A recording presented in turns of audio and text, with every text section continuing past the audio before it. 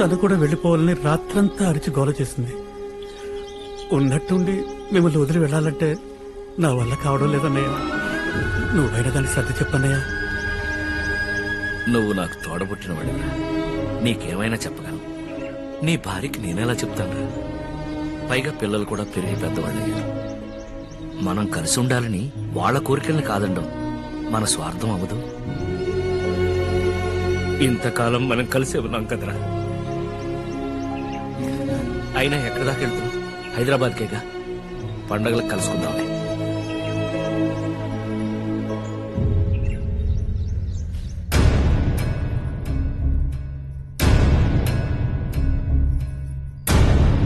అమ్మా, ఈ లంగా ఓనీలు కూడా పెట్టు. పట్నం వెళ్తే ఈ లంగా ఉన్నీళ్ళు ఎందుకే? ఆ? అది అక్కడ పెట్టనబ్బా. అలా ఖాళీగా కూర్చోపోతే